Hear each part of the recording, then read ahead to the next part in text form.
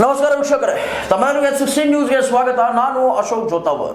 ಇಂದಿನ ಒಂದು ಕಂಡಿದ್ದು ಕಂಡ ಹಾಗೆ ಚೌಕಟ್ಟು ಏನು ನೋಡ್ಕೊಂಡು ಬರೋಣ ಬನ್ನಿ. ರಾಜಕಾರಣದ ಮುಂದಿನ ಗತಿ ಏನು? ಡಿಕೆಶಿ ವಿರೋಧಿ ವನ ಮುಕ್ತಾಯ. ರಾಜ್ಯದಲ್ಲಿ ಯಾರ ಪ್ರಾಬಲ್ಯ ಹೆಚ್ಚುತ್ತೆ? ಉತ್ತರ ಕರ್ನಾಟಕದ ಭವಿಷ್ಯ ಚೇಂಜ್. ಸತೀಶ್ ಜಾರಕಿಹೊಳಿ ಅವರಿಗೆ ಕೆಪಿಸಿಸಿ ಒಂದು ಸಿಂಹ ಸ್ವಪ್ನ. ಡಿಕೆಶಿ ಬೆಳಗಾವಿಯಲ್ಲಿ ಯಾರನ್ನ ಬೆಳೆಸುತ್ತಾರೆ?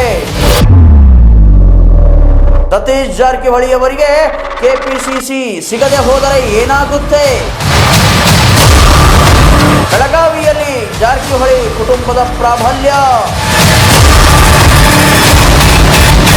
ನೋಡಿದ್ರಲ್ಲ ವೀಕ್ಷಕರೇ, ಯಾವ ರೀತಿಯಾದಂತಹ ಇವತ್ತಿನ ಒಂದು ಕಂಡಿದ್ದು ಕಂಡ ಹಾಗೆ ಚೌಕಟ್ಟನ್ನು ಹಾಕೊಂಡಿದ್ದೀವಿ. ಈ ಒಂದು ಪರ್ಟಿಕ್ಯುಲರ್ ವಿಚಾರವನ್ನು ಡಿಸ್ಕಸ್ ಮಾಡೋದಕ್ಕೆ ನಮ್ಮ ಜೊತೆಗೆ ಇವತ್ತು ಸರ್ ಸ್ವಾಗತ. MI ಜೋತಾವರ್ ಸಾಹೇಬರಿದ್ದಾರೆ, ಈ ಚಾನಲ್ನ CEO.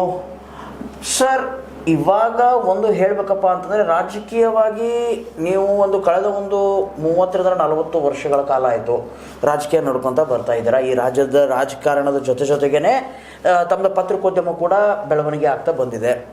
ಸೊ ಇವಾಗ ಒಂದು ತಮ್ಮಲ್ಲಿ ಪರ್ಟಿಕ್ಯುಲರ್ ಆಗಿ ಪ್ರಶ್ನೆ ಕೇಳೋದೇನು ಅಂತಂತಂದರೆ, ರಾಜಕಾರಣದಲ್ಲಿ ಇವಾಗ ಏನಿದು CM ಬದಲಿ ಇದೆಲ್ಲ ಚೇಂಜ್ ಆಗ್ತಿದೆಯಲ್ಲ, ಇವಾಗ ಮುಂದಿನ ಗತಿ ಏನು ಸರ್? ಇದಕ್ಕೆ ಏನು ಗತಿ ಇಲ್ಲ.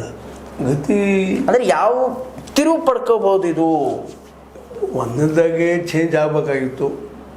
ಯಾರಾಗ್ತಾರ ಚೇಂಜ್ ಅನ್ನೋದು ಒಂದು ಗುಲ್ಲಿತ್ತು, ತಿಕ್ಕಾಟಿತ್ತು. ಅದರಲ್ಲೂ ವಿಶೇಷವಾಗಿ ಒಂದು ರೀತಿಯಿಂದ ನಮ್ಮ ಸತೀಶ್ ಜಾರಕಿಹೊಳಿ ಅವರಿಗೆ ಮತ್ತು DK ಶಿವಕುಮಾರ್ ಅವರಿಗೆ ಒಂದು ಟಗ್ ಆಫ್ ವಾರ್ ಇತ್ತು. ಅದು ಅದರಲ್ಲಿ ಈಗಿನ ಹಂತದಲ್ಲಿ DKC ಅವರು ಗೆದ್ದಿದ್ದಾರೆ ಅಂತ ಹೇಳ್ಬೇಕಾಗ್ತದೆ. ಇನ್ನು ಅವರು ಯಾವ ರೀತಿ ತೊಗೊಂಡು ಹೋಗ್ತಾರೆ ಅನ್ನೋದು ಭಾಳ ಮಹತ್ವದ ಇಲ್ಲ. ಯಾಕಂದರೆ ಅವ್ರ ಮೇಲೆ ಹಿಂದೆ ಆರೋಪಗಳು ಇದ್ದಾವ. ವ್ಯಕ್ತಿತ್ವ ಕ್ಲೀನ್ ಇಲ್ಲ, ಕ್ಲೀನ್ ಇಮೇಜ್ ಇಲ್ಲಲ್ಲ. ಅದನ್ನ ವಿರೋಧಿಗಳು ಯಾವ ರೀತಿಯಾಗಿ ಅದನ್ನ ಬೆಳೆಸ್ಕೊಳ್ತಾರ ಅಂದ್ರೆ ಬಿಜೆಪಿಗರು ಯಾವ ರೀತಿ ಅದನ್ನ ಯೂಸ್ ಮಾಡ್ಕೊಂಡು ಅದು ಆಗಿರ್ಬೋದು, ಪಕ್ಷದಲ್ಲಿರುವಂಥ ವಿರೋಧಿಗಳು ಆಗಿರ್ಬೋದು. ನಾವು ವಿರೋಧಿ ಶಬ್ದ ಅದಕ್ಕಾಗಿ ಬಳಸಿದ್ವಿ.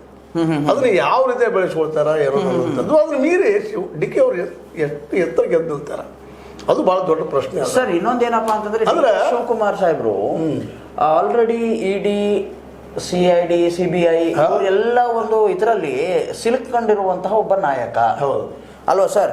ಸೊ ಇವಾಗ DKಶಿ ಅವ್ರ ಕೈಯಲ್ಲಿ ಚುಕ್ಕಾಣಿ ಸಿಕ್ಕರೆ ಅವ್ರಿಗೆ ಯಾರ್ಯಾರು ಏನಂತೀರ ನೀವು, ED, CBIಗಳನ್ನ ಹೊಕ್ಸಿದ್ರಲ್ಲ ಅವ್ರ ಮನೆಗೆ, ಅವ್ರ ವಿರುದ್ಧ ಲೋಕಾಯುಕ್ತ ಮತ್ತೆ CID ಇವ್ರನ್ನೆಲ್ಲ ಹೊಕ್ಕಿಸ್ಬೋದಾ?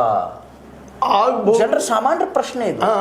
ಆಗ್ಬೋದು, ಆಗದಿನ ಹೋಗ್ಬೋದು. ಅವ್ರು ಮುಕ್ತಾಯ ಮಾಡ್ಬೋದು, ಅವ್ರನ್ನ ಆಗ್ಬೋದು, ಆಗದಿನ ಹೋಗ್ಬೋದು. ಯಾಕಂದ್ರೆ ಮುಖ್ಯ ಗುರಿ ಈಗ 2028 ಗೆಲ್ಲುವುದು.